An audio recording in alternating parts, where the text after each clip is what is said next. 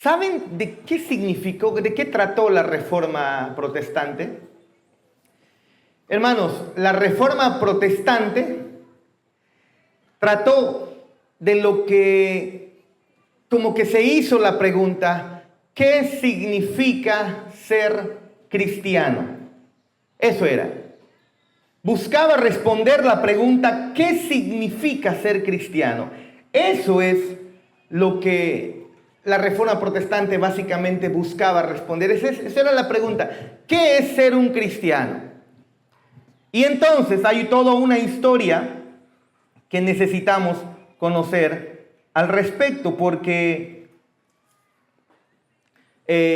los creyentes, lastimosamente, no tienen en estos tiempos un conocimiento de esa historia rica y hermosa. Pero me gustaría ver entonces ese trasfondo antes de 1517, qué es lo que ocurrió. Así que volviendo atrás en la historia, hermanos, no se olviden, nosotros estamos en el Evangelio de Juan, próximos a que Cristo sea arrestado.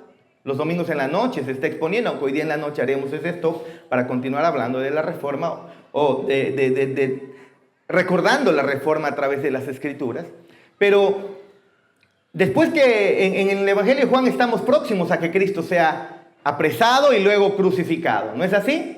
Después que Cristo es crucificado, Él resucita al tercer día, y después de ese tercer día de resucitado, Él se presenta a sus discípulos, enseña a sus discípulos, les habla acerca del reino de Dios, y Él les comisiona, al final les dice que vayan y prediquen a toda criatura este evangelio, que guarden sus palabras, que prediquen fielmente las palabras suyas, que no la malinterpreten, que prediquen fielmente su palabra, y que Dios, el Padre, les daría el Espíritu Santo para que ellos cumplan esta comisión, y que los mantendría, los sostendría hasta el final.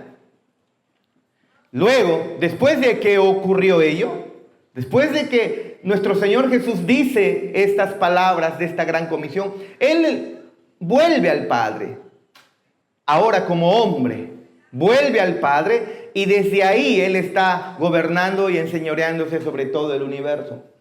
Pero luego llegamos a Hechos capítulo 2, y en Hechos capítulo 2 vemos que la promesa que Cristo había dado de enviar al Espíritu Santo se da en el Pentecostés, en Hechos capítulo 2.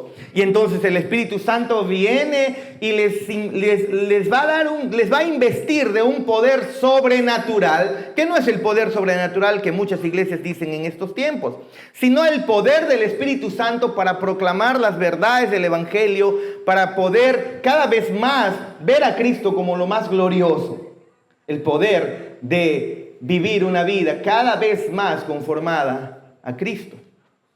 Y entonces, hermanos, eso es lo que está ocurriendo en Hechos capítulo 2. Los cristianos son llenos del Espíritu Santo y comienzan a predicar el Evangelio a todo lugar. Comienzan desde Jerusalén, van avanzando y van saliendo a las aldeas, a los alrededores, y trascienden incluso naciones y llevan el Evangelio por todas partes, de tal manera que nos ha llegado hasta ahora. Pero después que el cristianismo comienza a avanzar, comienza a predicarse el Evangelio, lastimosamente, cuando los apóstoles ya comienzan a decaer, e incluso cuando ellos mismos están predicando el Evangelio, aparecieron maestros falsos que comenzaron a distorsionar el mensaje de Cristo. Ya desde el 40, 50 después de Cristo, del 60 después de Cristo, 70, 80, ya habían herejías, ya habían cristianos, dicen, pero que estaban introduciendo falsas enseñanzas equivocadas. Y así entonces, por eso es que se escriben muchas cartas, el apóstol Pablo escribe muchas cartas para tener cuidado de aquellos que están distorsionando la palabra de Dios. El apóstol Juan, que es el último de los apóstoles, que muere antes del año 100 después de Cristo, es el último de los apóstoles, después de él ya no hay más apóstoles. Él incluso hace la advertencia que debemos tener cuidado de estos falsos maestros que estaban enseñando que Jesús no había venido en cuerpo, en carne. Ellos decían, porque había un grupo que decía que Jesús solamente había venido en espíritu o una especie de aparición. Entonces estaban ahí los gnósticos, estaban los docetistas que estaban teniendo estas ideas. Y entonces el apóstol Juan dice, no. Cualquiera que viene a enseñar que Cristo no ha venido en carne y hueso como hombre, no es de Dios. Y entonces luego termina escribiendo la revelación de Apocalipsis. La palabra de Dios terminó de ser sellada. No hay más revelación. Apocalipsis nos muestra en el último texto, en el último capítulo, los últimos versículos, dice que nadie más puede agregar revelación a la palabra de Dios. La palabra de Dios está sellada, terminada. Nadie más puede decir, Dios me ha dicho. Porque si hay alguien que pueda decir eso, entonces todavía la Biblia debe ser escrita. La Biblia fue sellada. Apocalipsis mismo dice, en el capítulo final, los versículos finales, usted lo puede buscar, que si se te ocurre aumentar palabras a las palabras de Dios, ay de ti. Una manera de decir, estás condenado. Si se te ocurre quitar palabras de lo que Dios ha dicho, distorsionando el mensaje, ay de ti, condenación eterna. Eso es prácticamente lo que dice Apocalipsis. Por eso es que nosotros no estamos parados aquí a decirte, el Señor me ha dicho, el Señor me ha revelado, porque si es que eso está ocurriendo, todavía la Biblia no ha sido terminada. Y la Biblia sí ha sido terminada. La revelación de Dios ha sido terminada. Entonces, con la revelación de Dios comenzaron los cristianos, después de la época apostólica, que vinieron con milagros, con prodigios, con señales, para validar que ellos eran discípulos de Cristo, enviados, emisarios de Cristo. Ellos, y solamente ellos, tuvieron ese poder increíble de milagros, de sanidades, de señales, tal como Cristo lo hizo. Mueren ellos y la iglesia en la historia, usted si busca la historia se va a dar cuenta, la iglesia ya no camina llamando la atención a milagros y señales y prodigios. La iglesia camina poniendo énfasis a lo que ya ha sido revelado, la palabra de Dios. Eso se comienza a predicar, pero el cristianismo sigue siendo perseguido. Los cristianos, discípulos ahora de los apóstoles, que obviamente son discípulos de Cristo, ellos son perseguidos por la fe. Así que por el año 325, una vez, o 315, 325, cuando ya la iglesia ha avanzado y ha avanzado por muchos países de Europa incluso, todavía estaba el Imperio Romano en el poder. Un emperador llamado Constantino dice, un sacerdote pagano, un hombre que no era creyente, sino dado al misticismo, él dice convertirse al cristianismo. Y miren lo que hace. Trae toda su historia y todas sus prácticas paganas con él. No necesariamente él lo hace todo, pero prácticamente ahí es donde él dice, yo me convierto al cristianismo, deja de perseguir a los cristianos, la religión cristiana se hace oficial para el Imperio Romano, pero ahí comienza a introducirse prácticas paganas. Y básicamente comienza por ahí el nacimiento de la Iglesia Católica Apostólica Romana, que no es otra cosa más que el cristianismo ensuciado con prácticas paganas. Hermanos, es historia universal. No te estoy contando una historia parcializada. Usted busque en la internet, usted busque esto es historia universal. Si usted no lo conocía, no significa que no sea cierta. Es historia universal. Y entonces, básicamente la Iglesia Católica ahí avanza, ensuciando y se comienza la adoración a María, se comienza a los santos. En el Imperio Romano habían cultos que no tenían nada que ver con el cristianismo. El mundo de ese tiempo, en otras religiones, tenían cultos que no tenían nada que ver, adoración a dioses que no tenían nada que ver con el cristianismo. Por ejemplo, tenían la adoración al dios Sol, al Sol Invictus. Adoraban al Sol.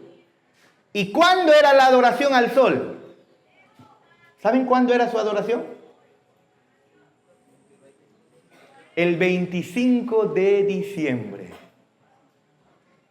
donde el sol, donde la luz le ganaba a la oscuridad. Si usted se percata, si ha sido observador, Todos los días no tienen la misma duración. El día no tiene la misma duración que la noche. Tenemos 24 horas, ni siquiera tenemos 24 horas exactas. 23.54, 55, 56 creo que minutos al día. Eso es el día, no es 24 horas exactas. Por eso es que se necesita cada 4 años corregir eso teniendo un 29 de febrero. ¿Ven? Porque no es exacto. Se tiene que hacer esa corrección y cada 4 años tenemos un 25 de febrero. ¿No? 29 de febrero. Pero hermanos, cuando los que jugábamos fútbol hace mucho tiempo ahí en el pasado, jugábamos vóley, fútbol, se acordarán que durante el año que jugaban los sábados, habían sábados donde se jugaba más cercano hasta las 7 de la noche porque se veía más. Y habían sábados donde ya a partir de 6:15, 6:30 ya estaba más oscuro. Los días no duran iguales. En el año hay días donde la noche es más larga que el día. Y hay días en el año donde el día es mucho más largo que la noche. ¿Y cuándo comienza ese cambio? El 25 de diciembre. El 25 de diciembre lo vieron desde el pasado al observar las estrellas, al observar el sol, se dieron cuenta que el 25 de diciembre es el 24 en la noche, es el último día donde la noche es más larga comparada con el día. Y el 25, entonces, el día comienza a ganarle a la noche, es decir, va a haber más día que noche. Hermanos, eso es parte de lo que usted incluso puede conocer en geografía, en ver la rotación, traslación de la Tierra y todo eso, ¿sí? Y entonces para ese día donde ganaba el sol, le ganaba la oscuridad, el día le ganaba la oscuridad, el 25 de diciembre, es donde tenían la celebración al sol en el Imperio Romano. Cuando se convierte, entre comillas, Constantino, entonces traslada no necesariamente con él está ocurriendo todo, pero básicamente por ese tiempo se traslada la adoración al sol y ahora se le llama el nacimiento ya no del sol, sino el nacimiento de Cristo. ¿Cuándo? 25 de diciembre. ¿Ve? Eso es. Y muchas prácticas paganas comienzan a introducirse, como les dije. El purgatorio, la adoración a María, la venta de indulgencias, el perdón de pecados de parte de los sacerdotes, todo eso comenzó, hermanos. Y entonces, desde el 325, 315, 325, el cristianismo fue sumergido a una oscuridad hasta el año 1200, hasta el año 1500. Fue sumergido en una oscuridad tal donde la palabra de Dios, la Biblia, solamente la tenían el Papa y los sacerdotes.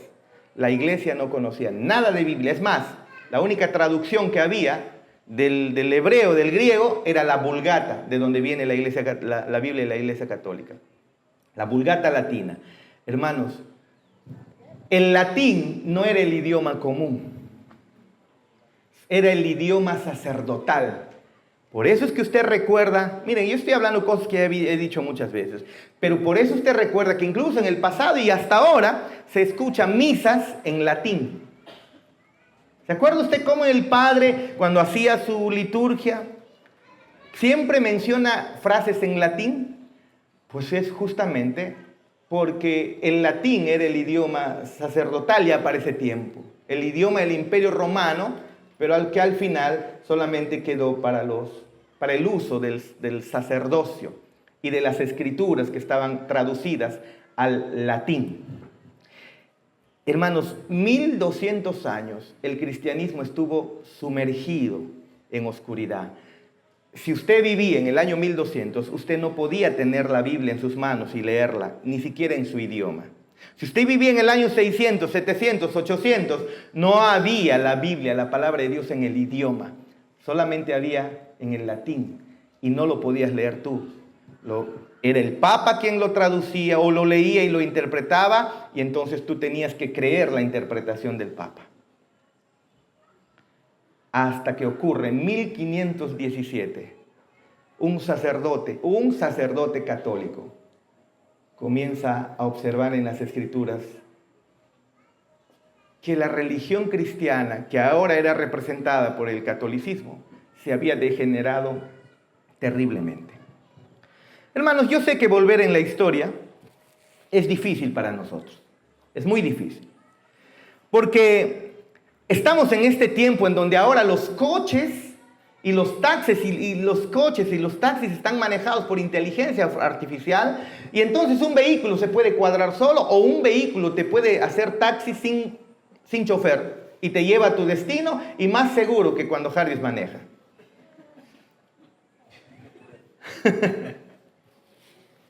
Y eso es lo que está ocurriendo. Así que nuestras imaginaciones no están preparadas en todas las luces que ahora tenemos, hermanos. Cada vez que vas a tu casa en la noche no hay problema, hay luces iluminando. Pero no estamos preparados para ese tiempo del siglo XVI, cuando había oscuridad. Nosotros hemos perdido el sentido de la oscuridad. Cuando hay oscuridad nos parece extraño. Se fue la luz, hace poco se fue la luz en España. Casi se mueren, muchos incluso pensaron que Cristo ya viene solo porque se les fue la luz. No podemos nosotros, casi no estamos acostumbrados a la oscuridad, salvo que vivas en la chacra, al fondo donde no hay luz. Pero difícilmente podemos imaginar una aldea oscura como en esos tiempos. Difícilmente podemos imaginar una calle oscura en una ciudad. No se puede imaginar eso. O un monasterio oscuro. Hemos perdido nosotros ese sentido que antes, esa imaginación. Tal vez se nos es complicado imaginar una ciudad grande, populosa, a las 8 de la noche, 9 de la noche, todo el mundo metido en su casa, sin luz, incluso durmiendo. Es más, yo sé que a muchos que van a mi casa, Jorge, por ejemplo, Tapuyima, las veces que va a mi casa, se sienta, ay, qué lindo es estar acá, dice. No porque mi casa sea bonita, sino que, silencio. Algo que no se puede disfrutar en Tingomaría y peor en su casa. Cuando visitábamos a la hermana Melita en su casa, Dios mío, yo no podía, me incomodaba. Del semáforo, las luces que cambian, el bullicio. Era 9, 10, 11 de la noche y seguía la bulla. Y yo, ¿qué? No podía. Ellos ya estaban acostumbrados. Pero, hermanos, el bullicio, el silencio, no nos es incluso ya tanto... nos es difícil imaginar en ese tiempo que no había ni siquiera mucho ruido en la noche. Así que asuntos de la Edad Media, de esa baja Edad Media, se nos es difícil traer a la memoria. Que por ejemplo el repique de las campanas en la iglesia, algo que para acá en estos tiempos, especialmente yo, ¿cuándo pues va a escuchar campanas en la iglesia? Nunca. Pues no sé si en Tingo todavía sonarán campanas. ¿No? En la sierra todavía hay. Pero eso, hermanos, ese repique de campanas era común en la Edad Media, en la baja Edad Media. Y entonces me gustaría recrear un poquito o trasladarnos a esos momentos cuando ocurrió la reforma y poder ver un poquitito el contexto, por favor. Recrear un poquito. Desde Jesucristo que ascendió hasta luego a la puerta de la iglesia del castillo ahí en Wittenberg, en Alemania, en el año 1517. Hace 508 años atrás. 508 años atrás. Mateo 28, 18. Jesús dice, les había dado la comisión a los discípulos de predicar el evangelio. Y Jesús se acercó y les habló diciendo, toda potestad me es dada en el cielo y en la tierra. Por tanto, id y haced discípulos a todas las naciones, bautizándolos en el nombre del Padre y del Hijo y del Espíritu Santo, enseñándoles que guarden todas las cosas que os he mandado. Y he aquí yo estoy con vosotros todos los días hasta el fin del mundo. Amén. Entonces nuestro Señor Jesús le dio la comisión a sus discípulos y Él ascendió, como ya mencioné hace un momento. Pero antes del año 100 después de Cristo, es decir, aproximadamente unos 70 a 65 años después de que Cristo ya había sido crucificado y ascendido, ya había cristianos. El cristianismo había avanzado por Asia, por África, por Europa. Incluso el cristianismo había llegado a lo que ahora se conoce como Irak, Afganistán, a la India, a Etiopía. Hasta España había llegado ya el evangelio y el cristianismo. Y a comienzos del siglo II incluso había llegado hasta Inglaterra. Es decir, el evangelio estaba avanzando de manera increíble. Aunque el cristianismo era perseguido, el cristianismo estaba avanzando por todas las naciones alrededor de Jerusalén, llegando incluso, como les dije, al Oriente Medio, al Oriente, abarcando todo el Oriente Próximo, el Oriente Medio e incluso Europa, y hasta el África había llegado el evangelio, el cristianismo. Pero a pesar de que estaba avanzando el cristianismo, habían muchas personas que estaban introduciendo herejías, incluso en los tiempos de la Iglesia Apostólica. Así que es un error común pensar que porque algo es antiguo, así lo hacía la Iglesia en el pasado, nosotros tenemos que hacerlo porque lo antiguo es lo bueno. No, ya en la antigüedad habían herejes que estaban enseñando herejías. No debemos pensar que por el hecho de ser antiguo es verdadero. No es así. Las cartas del apóstol Pablo, muchas cartas se escribieron justamente para corregir herejías que ya se estaban introduciendo al cristianismo. Y así que los cristianos si nosotros pensamos que en el año 1200, ¿cómo lo hacían los cristianos? Así lo tenemos que hacer. No debemos nosotros pensar que porque es antiguo es bíblico. A pesar de que somos una iglesia que busca estar conectada con la historia, no en nuestro pensamiento no debe estar de que por ser antiguo es bíblico. No probamos cuán verdadero es algo averiguando qué es lo que se hizo hace 1700 años, sino que probamos que algo es verdadero si lo encontramos en la Biblia. Y si en la historia encontramos que creyentes practicaron bíblicamente algo, entonces validamos esa historia. Eso es lo que nosotros hacemos. Así que ya había herejes en el siglo I, en el siglo II, en el siglo III. Es más, hermanos, todavía en estos tiempos siguen las herejías. Pero en Occidente las buenas nuevas comenzaron a predicarse y predicarse y predicarse. En el periodo medieval la gente pensaba, miren cómo se había introducido herejías. En el periodo medieval la gente pensaba que para que uno sea salvo, tú cooperabas con la iglesia a través de tus buenas obras. Eso comenzó a introducirse en el periodo medieval. Escuchen, por favor, para que puedan entender el contexto de cómo la Iglesia Católica se desarrolla y cómo es que de la Iglesia Católica salen la Reforma Protestante. Porque algunos te van a decir, ustedes son la división de nosotros somos la iglesia verdadera, la iglesia católica, ustedes son los protestantes, los herejes. No, necesitas ver que la iglesia católica se había desviado en herejías. Por ejemplo, la gente pensaba que se salvaba cooperando con la iglesia y que después de morir incluso, ardía por mucho tiempo en el purgatorio, pero del purgatorio tú podías salir a través de misas. ¿Te parece familiar eso? ¿Acaso no hacen misa al mes, al año, actualmente, para que sus familiares que han muerto, que de repente sus obras son más malas que buenas, no están en el infierno, están en el purgatorio? Por lo tanto, hagamos misa para que conforme hagas misas, salgas del purgatorio y llegue un momento en el que te vas al cielo. Eso se creía en el periodo medieval. Eso enseñaba la Iglesia Católica en ese tiempo. Así pensaban que serían salvos. La salvación no era por gracia y por medio de la fe en Cristo. Tú cooperabas, la salvación venía por la Iglesia. Si la Iglesia decía que no eres salvo, no eres salvo. Si el Papa decía que no eres salvo, no eres salvo. Y tú cooperabas incluso con el Papa y con la Iglesia a través de hacer buenas obras. Y que es más, si te ibas no te ibas al infierno, te ibas al purgatorio, todavía había oportunidad para sacarte del purgatorio. Eso se pensaba. Consideraban también que la regeneración ocurría cuando eras bautizado de niño.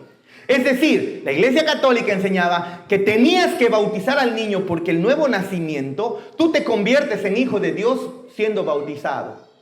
Y por eso bautizaban niños. Eso se creía. Bautizando infantes, comenzabas tú a ser hijo de Dios. Por eso es que si tu hijo moría sin ser bautizado, pero el bautismo costaba, pues. No era gratis. Y como a veces no había agua en ese tiempo, usted sabe que en la Europa, los europeos desde antes han sido bien cochinos y no se bañaban. Hasta ahora, usted sabe, un europeo que se baña a la semana es un milagro, ¿no? Los europeos no se bañan mucho, por si acaso, ¿eh? No se bañan mucho. ¿De dónde crees que salieron todos los perfumes y todo para... Incluso esas cabezas, esas pelucas grandes, se lo ponían para ocultar piojos y suciedades. Y eso lo hacía la gente pues de dinero, ¿no? Y toda la ropa pomposa que tenían, harto perfume y tenían que ventilarse para que los olores pues, ¿no? Así era. Bueno, en fin, no había mucha agua, por lo tanto, qué conveniente, pues hay que rociar solamente la cabecita. Hermanos, todo eso se estaba dando en el periodo medieval. Y desde aproximadamente el año 100 hasta el año 1200 se desarrolló la idea de la transubstanciación, lo que habló el hermano Jimmy hace un momento. En la confesión, él leyó y dijo que cuando recordamos la Santa Cena, en la Santa Cena, Cristo no es ofrecido literalmente, sino es solo un memorial. Pero a partir del año 100 hasta el 1200, esa idea de la transubstanciación, que es la doctrina de que cuando el cura ofrece el pan y el vino levantando, en ese momento la Iglesia Católica hasta ahora cree que Cristo es otra vez sacrificado. Que en ese momento literalmente la hostia se convierte en el cuerpo de Cristo literal y el vino se convierte literalmente en la sangre. Eso se llama la transubstanciación y comenzó desde el año 100 hasta el año 1200 esa idea. Nosotros no pensamos así, la Biblia no enseña que estamos sacrificando todos los domingos o cada mes a Cristo aquí al frente, lo que vamos a hacer más tarde.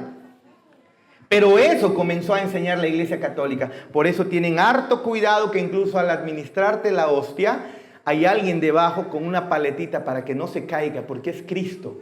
Cristo literalmente, ese pan, esa hostia se ha convertido en Cristo, dicen. Se llama la doctrina de la transubstanciación. ¿Qué más había pasado por el periodo medieval? La autoridad de la Biblia no era reconocida oficialmente. Era la iglesia, era el Papa el que tenía la Biblia y es el Papa quien decía qué cosa es autoritativo y qué cosa no es autoritativo. El Papa era el principal líder de la iglesia y tenía la autoridad para decidir quién podía y quién no podía participar de la cena del Señor. Y si tú no participabas de la cena del Señor, de la Santa Cena, si tú no participabas de la Eucaristía, como se le llama, si tú no hacías eso, entonces tú eras un maldito. Y como maldito, incluso tenían poder para desterrarte o quitarte hasta tus propiedades. Por lo tanto, yo quiero ser bautizado. Pero implicaba hacer muchos pagos. La Iglesia Católica estaba haciendo eso. El Papa decidía quién podía recibir la misa y quién no podía recibir la misa. Quién podía tomar la gracia de Dios y quién mantenerse en un estado fuera de la gracia de Dios. Eso lo decidía el Papa. Estoy hablando de historia universal. Y entonces usaba ese poder sobre una ciudad para determinar, esta ciudad no es de Dios. Y entonces podían atacarla. A no ser que se arrepientan y se conviertan al catolicismo, pero una vez hacerlo, tenían que hacer muchos pagos. Quien no decía, creo en Cristo, creo en la Virgen María, creo en el cristianismo, la Iglesia Católica tenía incluso la osadía hasta de matarlos. Y a esa ciudad, dejarlas como desprotegida de Dios, por lo tanto, mátenlos a todos. Esas cosas estaban ocurriendo en la Edad Media. La amenaza del purgatorio estaba allí. ¿Quieres salir del purgatorio? Solo nosotros te podemos sacar. ¿Quién? La Iglesia Católica. Increíble. Una frase más o menos se repetía de esta manera: cuando muera, no voy a ir al infierno, pero voy a una especie del infierno temporal, donde seré purgado y limpiado hasta ser eternamente bueno y entonces iré al cielo. ¿Cómo se hacía? A través de limosnas, tributos a la iglesia, al papa, indulgencias, en fin. Era dinero que te pedían. ¿No te parece semejante en estos tiempos? Miren, la Iglesia Católica vendía la salvación por dinero. El favor de Dios lo vendía por dinero. Y en estos tiempos, ¿cuántos grupos evangélicos que incluso tienen como punto de partida la Reforma Protestante, siguen vendiendo el favor de Dios por dinero? Pacta por tu salud. Pacta por tu esposo. ¿No tienes hijos? Pacta al Señor, tráele al pastor dinero. Y entonces pacta. El favor de Dios te lo puedes ganar a través de dinero. ¿Te parece semejante? Es lo mismo. Es básicamente lo mismo.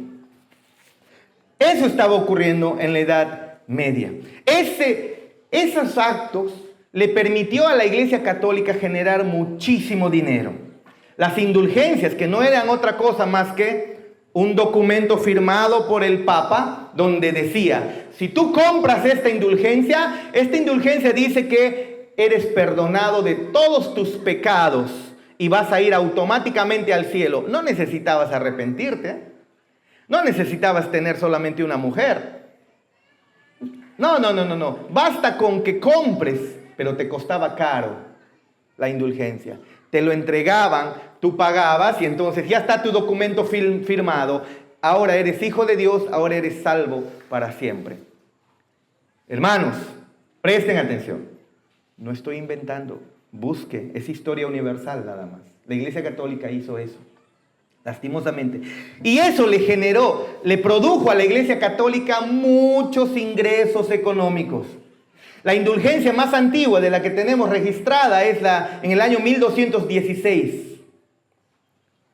En el 1216, la idea era que la iglesia podía decidir que por cierto acto de obediencia de alguien, por cierta obediencia de alguien, el Papa, del tesoro de méritos de los santos que han muerto, es decir, hay santos que murieron, ellos tienen méritos para ser salvos y les abunda méritos para ser salvos, y entonces ellos ya no necesitan esos méritos porque ellos ya están en el cielo perfeccionados, pero a través del Papa concedía a las personas esos méritos abundantes para entregárselo a otra persona, así sea en el purgatorio y entonces sea salvo. Pero para que eso ocurra, tú tenías que pagar. Esa indulgencia está registrada aproximadamente en el año 1216. Ese era el caldo donde ocurre y sucede la Reforma Protestante. Todo eso estaba ocurriendo en ese periodo, en ese tiempo de 1200 años. Desde el año 300 hasta el año 1500, el catolicismo prácticamente robó el cristianismo bíblico e introdujo prácticas paganas. Con eso no estoy diciendo que no vamos a celebrar Navidad el 25. Vamos a celebrar a Cristo. Acá no celebramos al sol, pero la Iglesia Católica hizo eso. ¿Por qué creen que tienen un sol detrás siempre de Jesús?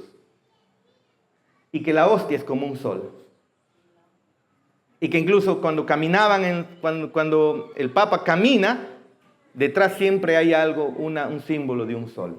Ese es paganismo que viene del pasado, hermanos. Pero en fin, en otro tiempo hablaremos de eso.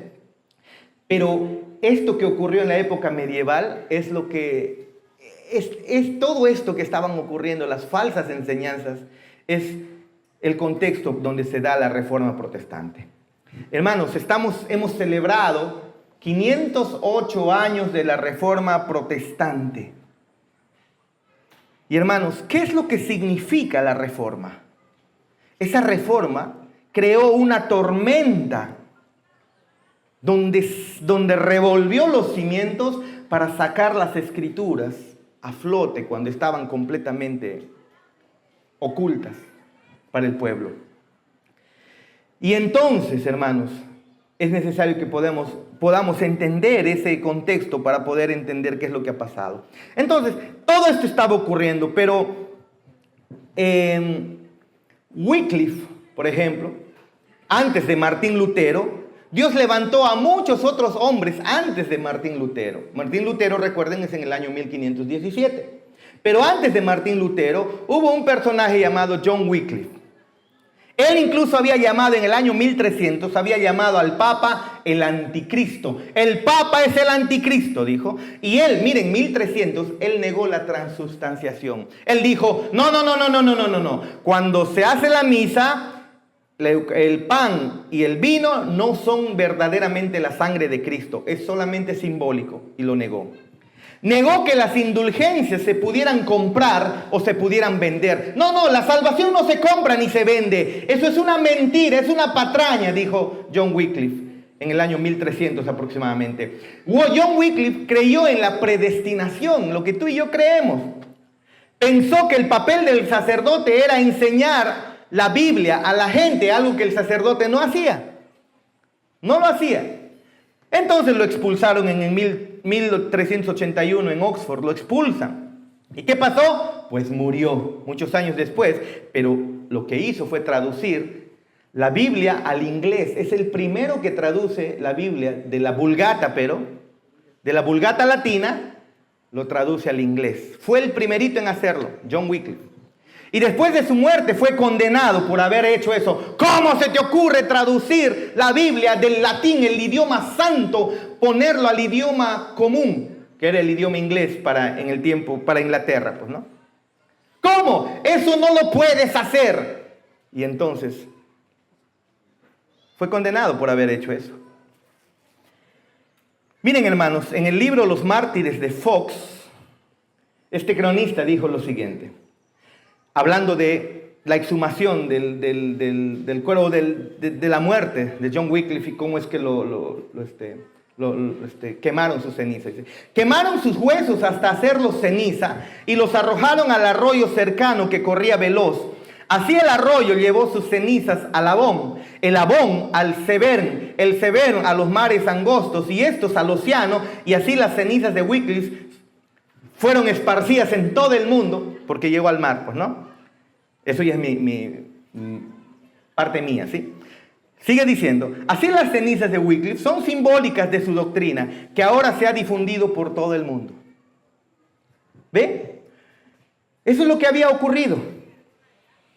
John Wycliffe, después de haber hecho eso, fue condenado, pero sus cenizas fueron lanzadas al mar. Bueno, no al mar, sino a un arroyo, pero tú sabes que el arroyo llega al mar y luego dijeron, así como las cenizas de Wycliffe llegó al océano y con el océano llega a todo el mundo, así las enseñanzas de Wycliffe fueron y avanzó en el tiempo, perduró en el tiempo. ¿Ven?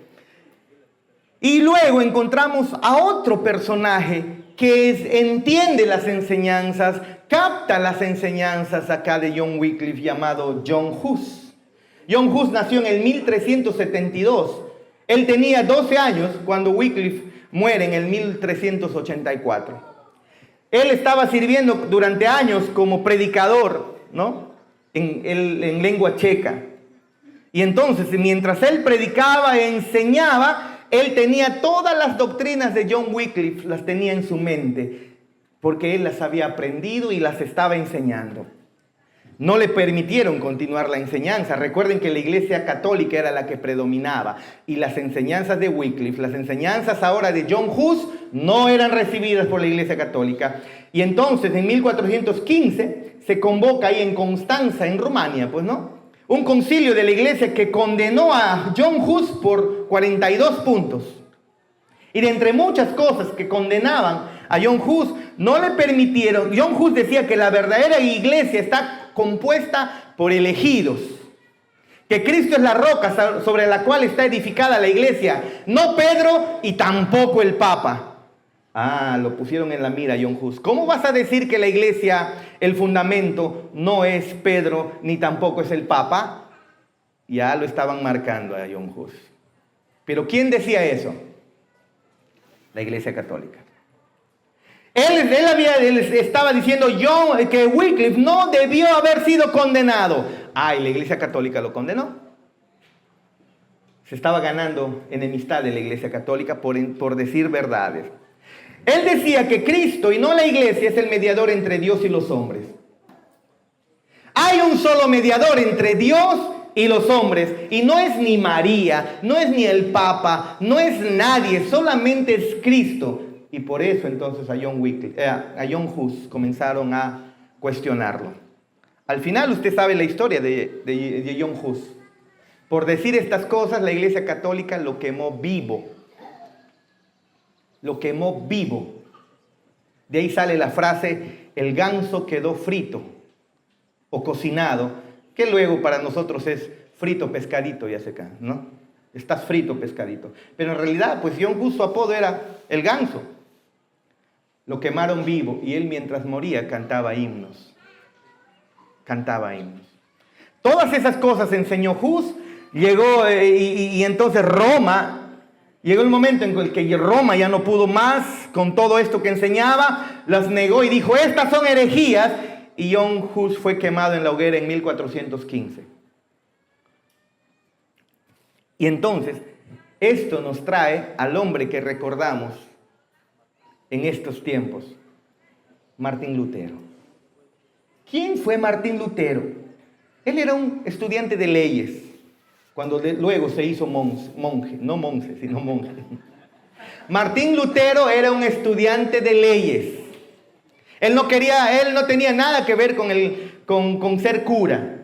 Pero en un momento, mientras iba en cierta ruta, una tormenta terrible, y él era miedoso y místico incluso, tiene tanto miedo a los rayos, a los truenos, a la tormenta, que se esconde y dice, Santa Ana, y hace un voto, ¿no? Santa Ana, estoy parafraseando, ¿eh? Santa Ana, si tú me puedes librar de esto porque voy a morir, si tú me libras de esta tormenta, yo me convierto en sacerdote. Y pues una tormenta no te mata, pues, ¿no? No murió. Y él dijo, voy a cumplir mi voto. Y entonces entra al monasterio para estudiar, para ser sacerdote. Su papá enojado, su papá lo ve como prácticamente un traidor. ¿Cómo es posible que mi hijo se haga un simple monje, un sacerdote? Entonces ahí es donde Martín Lutero, en medio de sus estudios, él tiene cercanía con las Escrituras. Y en medio de eso él queda totalmente compungido, absorto, al encontrar que la salvación de su alma dependía solamente de Dios, no de él. Hasta ese momento él pensaba que la salvación de su alma dependía de la iglesia, del bautismo, de las indulgencias, y ni siquiera solamente eso, de las penitencias. Por eso usted encuentra películas donde los monjes se están lacerando la espalda. ¡Pla! ¡Pla! ¿Por qué? ¿Qué pensaban ellos? Que tenían que sufrir como Cristo para ser salvos. Penitencias, de rodillas tenían que ir a hacer un peregrinaje pelándose las rodillas para que alcancen salvación. Y todavía hay peregrinajes a ciertos cerros, a ciertos, ¿te ha ido mal en el año? No, se viene octubre. Me ha ido mal, pero no me quiero arrepentir, pero quiero que Dios me bendiga, pues camino. Señor de los milagros. Tomamos con respeto esas costumbres, pero no son bíblicas. Tienen un trasfondo desde el pasado. Un peregrinaje para alcanzar el favor de Dios. Y Martín Lutero constantemente entendía por las Escrituras que su pecado no puede ser quitado, que es tan sucio que como todo sacerdote católico tenía que lacerarse, tenía que sufrir como Cristo. ¿Ven? La penitencia se entendía como un sacramento instituido por Cristo para la remisión de los pecados cometidos después del bautismo. Con el bautismo tú te limpiabas todos tus pecados, pero después de bautizado pecabas. Allá, penitencias. Sacerdotes y monjas haciendo la penitencia. El bautismo se encargaría de todos tus pecados hasta el momento en que fueses bautizado. Pero después de eso, tomaba el relevo la penitencia. E incluso, Davis, ¿has hecho algo malo? Muy bien, ven, confiésamelo. Te voy a dar tu penitencia. 10 Ave Marías, 5 Padres Nuestros. Con eso vas a estar bien. Tiene historia, hermanos. Lo que se practica tiene historia. Eso estaba ocurriendo en ese tiempo. Y Martín Lutero hacía eso. Él se laceraba más porque entendía, no puedo quitar mi pecado. Encontraba en las Escrituras que no, así como el leopardo no puede mudar sus manchas, ni el africano puede volverse gringo, es la versión Jarvis Valera, igual no puedes quitar tu pecado. No lo puedes quitar. Y entonces él hacía penitencias y penitencias, penitencias y penitencias. Para ese tiempo de Martín Lutero se entendía el poder de atar y desatar que Cristo en Mateo 16, ¿te acuerdas que Pedro hace la confesión? Tú eres el Cristo, el Hijo del Dios viviente, dice, ¿no? Y Jesús le dice, Pedro, no, esto no te reveló ni carne ni sangre, no. Sobre esta roca edificaré mi iglesia. Y entonces a ti te daré las llaves del reino, y todo lo que atares en la tierra será atado en los cielos, en la tierra. Todo lo que atares en la tierra será atado en los cielos, y todo lo que desatares en la tierra será desatado en los cielos. Por lo tanto, la Iglesia Católica pensaba que el poder de perdonar pecados fue transmitido a Pedro, y Pedro se lo transmitió al siguiente papa, porque dicen ellos que Pedro es el primer papa, y entonces el papa delega a los sacerdotes el poder de perdonar pecados. Por lo tanto, hijo, ven, confiesa tus pecados y luego yo te los perdono. Solamente una pequeña penitencia. Eso era el trasfondo, ¿ven?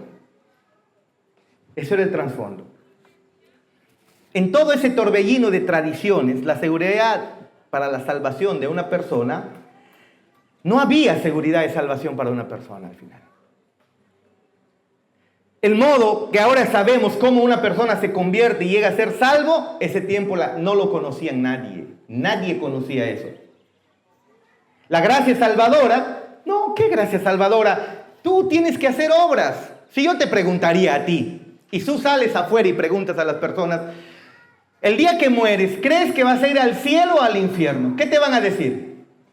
Al cielo. La pregunta es, ¿por qué van a ir al cielo? ¿Cuál es la respuesta? Porque yo no soy malo. Yo hago limosnas, yo apoyo a los que venden en el mercado, a los indigentes, yo le doy propina a los que no tienen, yo apoyo a los necesitados, yo hago buenas obras. Haré mis malas obras, pero mis obras son mejores, y entonces Dios va a pesar, ve que no soy mala persona porque tengo mejores obras. Eso es lo que la gente piensa. Eso es doctrina católica. Salvación por obras. Pero Martín Lutero se dio cuenta que la salvación no es por obras. Es mediante la fe en Cristo Jesús y es solamente gratuito. Entonces, además del trabajo preparatorio que tuvo John Wycliffe y John Hus, también ayudó el humanismo en ese tiempo, porque el humanismo, no el humanismo actual, ateo, que niega las Escrituras, sino un humanismo en el que buscaba volver a las fuentes, buscaba volver a las fuentes originales para definir conceptos y todo ello. Eso ayudó bastante también en ese tiempo, y entonces en 1516 Erasmo prepara una primera edición del Nuevo Testamento griego a partir de manuscritos que habían diversos por ahí que habían estado comparándose. Y entonces ese movimiento en el siglo XIV llamado humanismo ayudó a que se vuelva a las fuentes, a la letra. Y Martín Lutero entonces también comienza a ver las fuentes originales de la palabra de Dios. Y ya no a tomar en cuenta lo que el cura dice, o de lo que el papa dice, o el clero diga, sino por su propia cuenta, vuelve a la fuente original. Eso hace el humanismo. Eso es algo bueno que dejó el humanismo en el pasado. Recuerden, no es el humanismo moderno. Para esos tiempos se necesitaba construir en Roma la Basílica de San Pedro. ¿Cuántos han escuchado de eso? La Basílica de San Pedro. Pero era mucho dinero. Las cruzadas, las guerras del Imperio Romano que estaba bajo el Papa, se necesitaba mucho dinero. Y por lo tanto, para construir la Basílica de San Pedro estaban prácticamente quebrada la Iglesia Católica. Se necesitaba construir ello. Había que buscar dinero y entonces el Papa emitió indulgencias. Venta de indulgencias. Iba de pueblo en pueblo con su emisario, uno de ellos llamado Johann Tetzel. Llevaba las indulgencias y decía: quien compra esta indulgencia es salvo. Quien no lo compra, maldito. Y eso es lo que hacían. Miren una de las frases, que no es una frase textual, pero sí recoge, a través de la historia podemos ver que esto realmente ocurrió. Pero una de las frases que en una obra teatral representaron a Johann Tetzel, y dice: ¿quién soy yo? Con todo el teatro, ¿no? ¿Quién soy yo? Yo, Juan Tetzel, traigo indulgencias. No hay pecado tan grande que una de estas cartas no pueda redimir. Incluso puede conceder perdón por pecados que aún no han cometido. Y recuerden, tan pronto como la moneda suena en el cofre, porque tú tenías que traer dinero y soltar en el cofre que ellos tenían, tan pronto la moneda suena en el cofre, cae al fondo del cofre, el alma del purgatorio al cielo brinca. Ni bien la moneda cae y choca con las otras monedas cuando estás trayendo, en ese momento, ¡plin!, el alma del purgatorio salta al cielo. En el nombre del Padre, en el nombre del Hijo, en el nombre del Espíritu Santo. ¡Amén!, decían. Buena publicidad. Con esa publicidad, todo el mundo quería comprar su salvación. Pero quien no compraba era considerado maldito y hereje. Providencialmente estaba ocurriendo eso cuando Martín Lutero está siendo instruido como sacerdote católico, pero estudiando las Escrituras.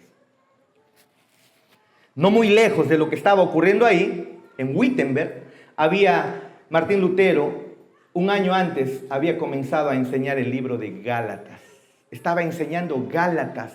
Y cuando estudió Gálatas y estaba enseñando a los estudiantes, él se encuentra, ¿no?, que la doctrina que nosotros conocemos como la sola fe o la sola fide, la salvación es solamente por la fe. Luego él también estudia Romanos y en Romanos abre su mente mucho más. Imaginen ahora Tetzel ahí predicando: compra tu salvación, si no te vas al infierno, pero te costaba caro.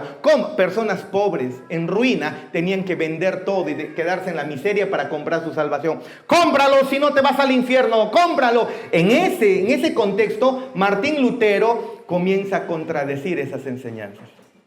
No es así, comienza a decir. Y entonces Martín Lutero redacta unas proposiciones para someterlas a debate académico. Martín Lutero no quería separarse de la Iglesia Católica.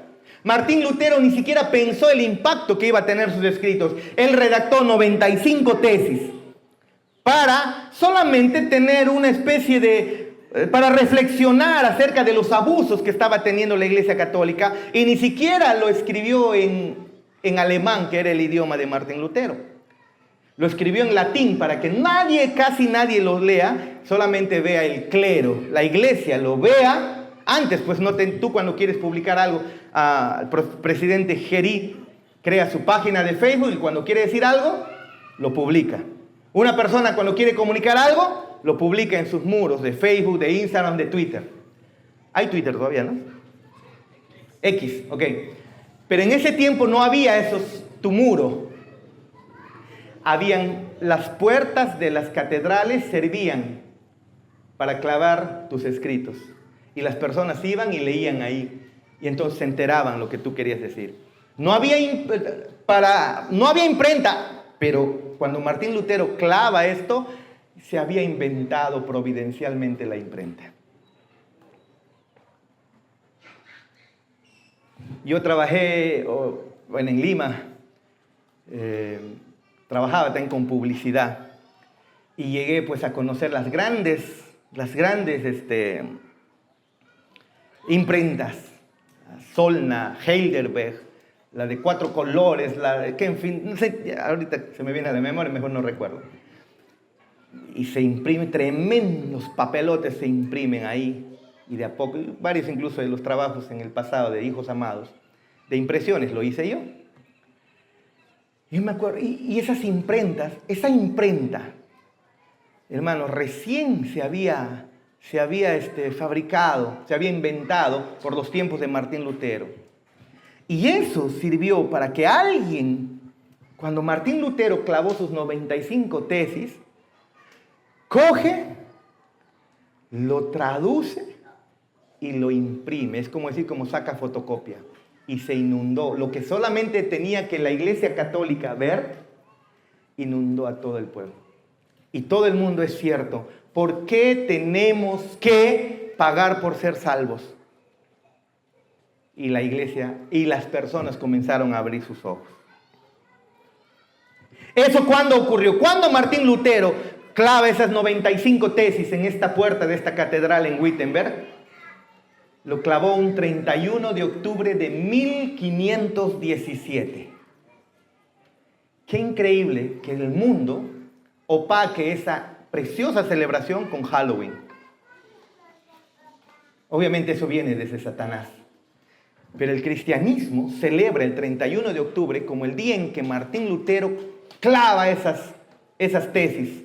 Ahí, el 1517. 31 de octubre. Y entonces, hermanos, Martín Lutero luego escribe en marzo de 1518, casi un año después, ni siquiera un año después, menos de un año después, escribe esto y dice, Martín Lutero, mi propósito no era publicarlas, no quería que se publique para todo el mundo. Él dice, mi propósito no era publicarlas, sino consultar primero a algunos vecinos. Ahora que están impresas y circulan más allá de lo que esperaba, me inquieta lo que puedan acarrear. Yo mismo tengo ciertas dudas y habría hablado de manera diferente si hubiera sabido lo que ocurriría. Ni siquiera Martín Lutero sabía lo que iba a ocurrir después de hacer esto. Él estaba protestando en contra de las indulgencias. Estaba protestando en contra de la autoridad del Papa. El Papa se ha equivocado siempre. Él no tiene autoridad infalible, decía. ¿Cuántas veces los papas más bien han sido corruptos, teniendo mujeres tras mujeres, tras mujeres, tras mujeres? Teniendo hijos escondidos. Y así no debe ser, dijo Martín Lutero. Volvamos, hay que reformar la iglesia, que la iglesia que ha perdido su forma vuelva a tomar forma, que vuelva a ser una iglesia bíblica, dijo Martín Lutero. Y él no las puso en alemán ni había pretendido su difusión inmediata. Pero cuando se enteró que un editor lo había traducido y lo había publicado, él estaba, ¡ay, qué hice! Yo quería primero conversar, dialogar, exponer. ¿Y por qué entonces lo de John Wycliffe y lo de John Hus no tuvo tanto impacto? ¿Y por qué lo de Martín Lutero sí? La imprenta tiene que ver. La imprenta había sido inventada en 1450 y con Martín Lutero, cuando estaban los escritos de Martín Lutero, inundaron. Casi todas las publicaciones de ese tiempo eran todas obras de Martín Lutero. Las imprentas imprimían obras de Martín Lutero. Cuando él muere, 1/3 de la literatura alemana eran escritos de Martín Lutero. Una de sus obras más tempranas fue una respuesta sobre el libre albedrío que hace a Erasmo de Rotterdam. Tengo el libro incluso, ¿no? La voluntad determinada de Lutero, una respuesta a Erasmo de Rotterdam. Es más, un libro en inglés, yo le regalé al pastor Barnes. Él vio, pastor, ¿y usted tiene esto? Le dije, Ah, no, caramba, sí lo había escuchado, pero no lo vi. Y como estaba en inglés, pastor, te lo regalo. Yo no la tengo. Imagínense que el pastor no tenga ese libro, hermanos. Y le di. Aunque era de Loraine, pero era referente también a esto, ¿no? Pero entonces, Martín Lutero hace esto con estas 95 tesis. Y ahí es donde comienza, hermanos. Martín Lutero vuelve a revisar y se da cuenta que la Iglesia Católica, lejos de revisar y de ponerse a derecho, más bien se levanta: hereje, niega lo que tú dices, niega lo que te dices. Y Martín Lutero, providencialmente, por el poder de Dios, se mantiene fuerte, se mantiene firme, y entonces la Reforma Protestante avanza y avanza. Luego, con William Tyndale, traduce la Biblia al inglés. Hay otros predicadores como Hugh Latimer. En fin, tantos otros reformadores posteriores llevaron la reforma a Inglaterra. Pero para terminar, después de esa reforma a Inglaterra, la reforma incluso llegó hasta Estados Unidos. Miren, hermanos, yo sé que estamos tomando bastante tiempo, pero yo quería hablarles esto de la historia para que puedan entenderlo. Hermanos, la Reforma Protestante, cuando avanzó a las naciones, cuando llegó la Reforma Protestante a las naciones, le trajo harto conocimiento, harto deseos de aprender, harta ciencia. Como siempre digo, y es comprobado por la historia, la Reforma Protestante, los protestantes formaron las mejores universidades del mundo. En Inglaterra. Llevaron la Reforma Protestante, la llevaron a Estados Unidos, a Canadá. ¿Y cuáles son los países que han sido potencia por mucho tiempo? Y países que eran protestantes. ¿Qué es lo que vino a Sudamérica? Catolicismo. Los reyes católicos de España enviaron con Cristóbal Colón y todo, y llegan a América, y entonces especialmente vinieron aquí con la religión católica. La religión católica llega a Sudamérica. Sudamérica, una parte del continente americano donde hay bastante idolatría. ¿Quién trajo esa idolatría? Ya era idólatra, la Iglesia Católica trajo su idolatría. Y entonces tenemos unos pueblos católicos pobres, atrasados, porque el catolicismo siempre ha tenido en atraso al mundo. Pero las naciones donde el protestantismo llegó han sido naciones potencias. Para estos tiempos, esas naciones están abandonando el cristianismo, y usted está viendo cómo es que Canadá mismo se está yendo para debajo. Ya no es una nación cristiana, Canadá. Es una nación atea, pero fundado con principios cristianos. Estados Unidos, nación cristiana, nación que cree en Jesucristo, que su constitución tiene mucho de la Biblia. Y cada vez se estaba abandonando, aunque ahora con el loco Trump, como que está todavía manteniéndose un poco. No estamos de acuerdo en todo lo que haga Trump, pero soberanamente el Señor lo tiene ahí. Y entonces, hermanos, ¿fue un error la Reforma Protestante? No, no fue un error, porque la Reforma Protestante lo que hizo fue traer la verdad de Dios a todo el mundo. Eso es lo que hizo. La autoridad de la Biblia como suficiente para desarrollar tu fe es parte del legado de los reformadores. Y eso comenzó ahí en 1517 con Martín Lutero.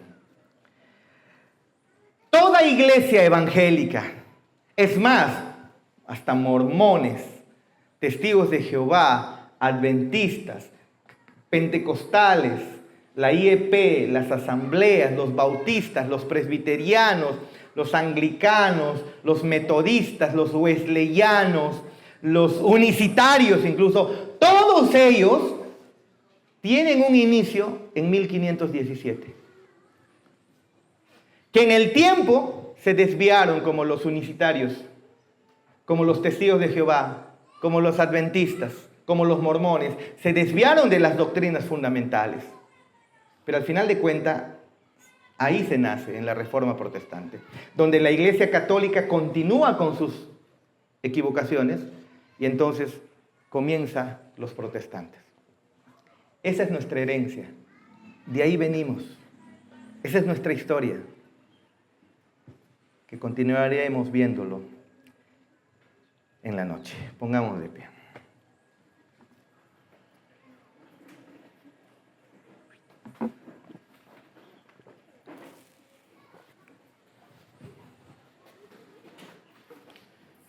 El Evangelio que fue recuperado en la Reforma y que es la verdad es aquello que también proclamamos ahora. Pero nunca nos olvidemos, siempre hay el peligro de deformarnos. Por lo tanto, siempre tenemos que buscar reformarnos, volver a la forma original. ¿Y qué hizo la Reforma? Volvió a la palabra de Dios. Eso es lo que queremos hacer y eso es lo que está ocurriendo. Esta iglesia también ha tenido una reforma. Y continúa su reforma. Todavía no se ha terminado. Pero el Señor pienso que está con nosotros, a pesar de nuestras muchas fallas y equivocaciones, y metidas de pata, y corazones pecaminosos todavía. A Él sea la gloria.